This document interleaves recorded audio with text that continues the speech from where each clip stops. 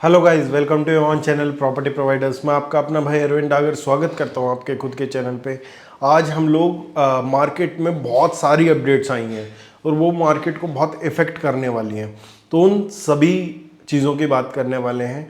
इसमें 6 से 7 मैं अपडेट देने वाला हूँ। इसमें सबसे बड़ी अपडेट सबसे पहले रहेगी जो पंजाब एंड हाई कोर्ट ने दोबारा से स्टे लगाया स्टिल्ट प्लस 4 में।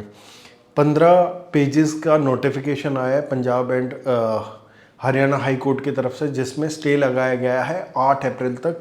क्या 4 फ्लोर पास होने पे स्टे है। अब इसमें बहुत सारे लोगों के क्वेश्चंस आ रहे हैं। सबसे पहले तो सबसे बड़ा क्वेश्चन है क्या दीनदयाल का क्या होगा।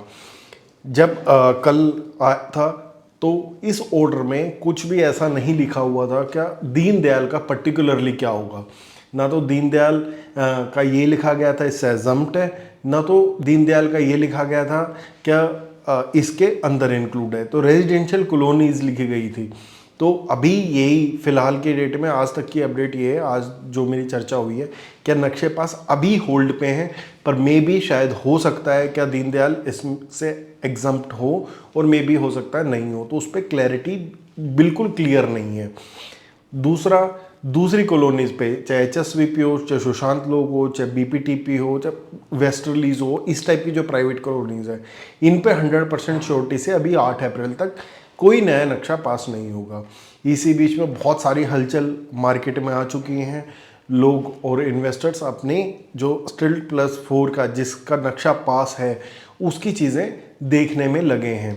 आज ही एक और अपडेट आई है इसी के रिगार्डिंग, जो 1500 एनओसीज हैं, 1500 ओसीज अप्लाई की गई थी, जो कि अभी हाल ही के दिनों में की गई थी और उनका सर्वे किया है एमसीजी ने सीक्रेटली जीएमडी के साथ।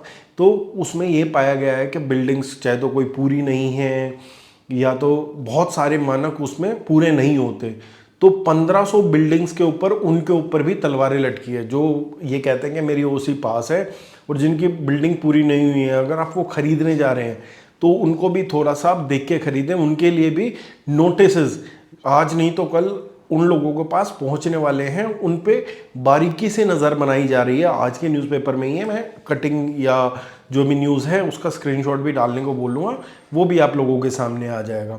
ये सबसे बिगेस्ट अपडेट है। दूसरी अपडेट मुंबई का या साउथ के जो प्लेयर्स हैं वो धीरे धीरे गुड़गांव की तरफ शिफ्ट हो रहे हैं।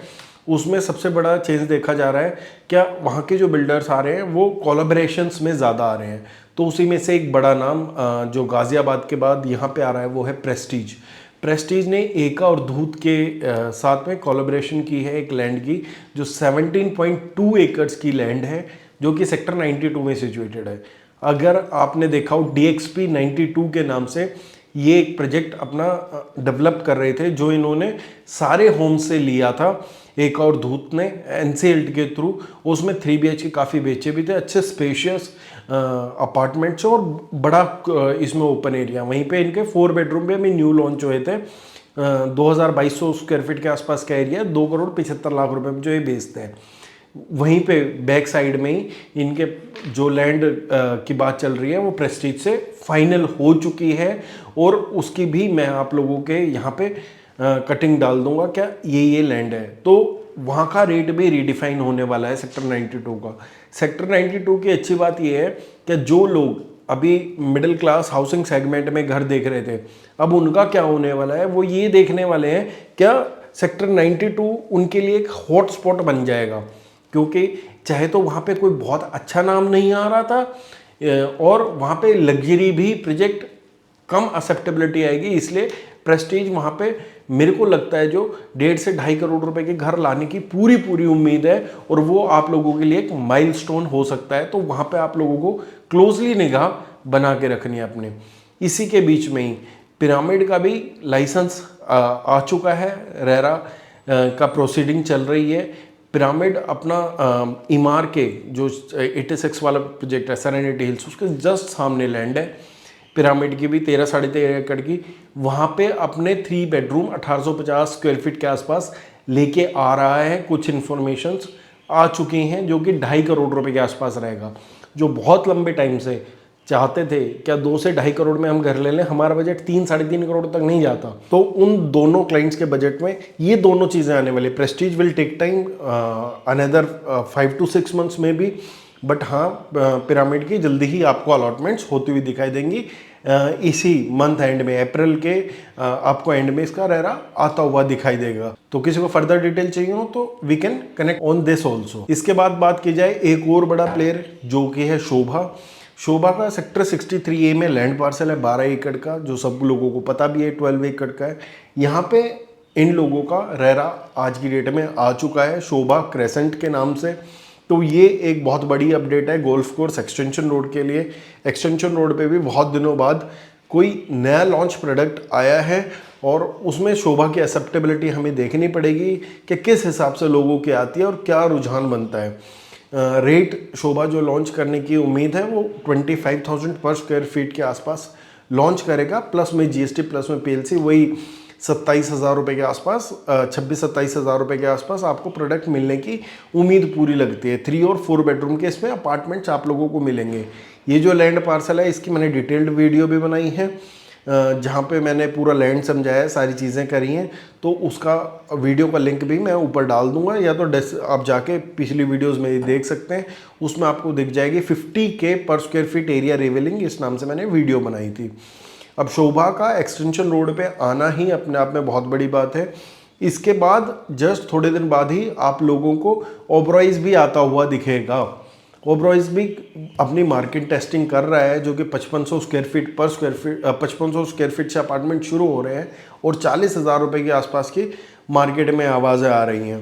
तो बेयरशेल अपार्टमेंट्स और बहुत सारी डिटेल है उसकी भी, फिलहाल हम लोग शोभा की ही बात कर रहे हैं कि शोभा में रेरा आ चुका है। तो वो बिगेस्ट अपडेट आप लोगों के लिए होने वाली है। इसके बाद एक चीज़ और आप लोगों को देखने मिलेगी, वाटर लॉगिंग के लिए जो लोग परेशान रहते थे उनके लिए एक अच्छी न्यूज़ ये आई है कि जो 4th लेग हम लोगों की बन रही है, जो कि जिसको बादशाहपुर ड्रेनेज भी बोला जाता था, वो लगभग 80% कंप्लीट हो चुकी है और उसकी नई डेडलाइन है जून की।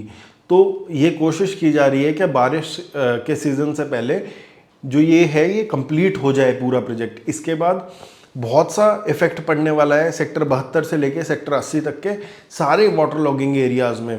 अगर आप लोग देखेंगे तो पूरा काम फुल स्विंग पे चल रहा है। तो 80% लगभग इसका भी काम हम लोगों का पूरा हो चुका है। इसके बाद लेग 1, 2 और 3 तीनों में ही बहुत बड़ा इम्पैक्ट पड़ेगा। जहाँ तक वाटर लॉगिंग का सवाल है वो कम और रिड्यूस होगा और डेफिनेटली इससे आप लोगों को फ़ायदा मिलेगा। बहुत बड़ा प्रोजेक्ट और पायलट प्रोजेक्ट था ये हरियाणा गवर्नमेंट का।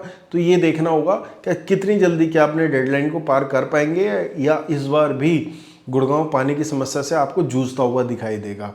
लास्ट अपडेट, एक सेक्टर 92 की बात हम लोगों ने की थी। सेक्टर 92 में ही एक हाउस ओनर ने RTI लगाई थी रिगार्डिंग ग्रीन बेल्ट्स। तो जो गुड़गांव की ग्रीन बेल्ट्स हैं वो कितनी डेवलप है कितनी नहीं डेवलप है, तो उसी का आंसर देते हुए तो इसी के रिगार्डिंग RTI में बताया गया 62% अंडर डेवलपमेंट एरिया है आज भी गुड़गांव की ग्रीन बेल्ट्स का, जिसमें कि सर्विस रोड डेवलप होनी है, पाथवेज और फुटपाथ डेवलप होने हैं। तो आप ये सोचें कि जो एरिया बचा आपका 62% के अलावा, उसमें से भी आधा एरिया जो कवर करता है वो प्राइवेट बिल्डर्स करते हैं, चाहे तो DLF, सिग्नेचर, इस टाइप के बिल्डर्स उसमें पैसा लगा रहे हैं। ठीक है, क्योंकि उनको एडवर्टाइजिंग करने को मिलता है वहाँ पे और उसके एवज में वो करते हैं, या उनकी टाउनशिप्स है वहाँ पे। तो कितना कारगर हम लोगों का MCG, GMDA या हरियाणा गवर्नमेंट कितना प्रोएक्टिवली काम कर रही है, इस RTI से भी ये पता लगता है। तो ये कुछ अपडेट्स थी जो आप लोगों को जानने ज़रूरी है। बाकी आप चैनल पे पहली बार आए हैं तो चैनल को सब्सक्राइब ज़रूर करें, वीडियो को लाइक करें। मिलते रहेंगे अगली वीडियोज़ में। धन्यवाद।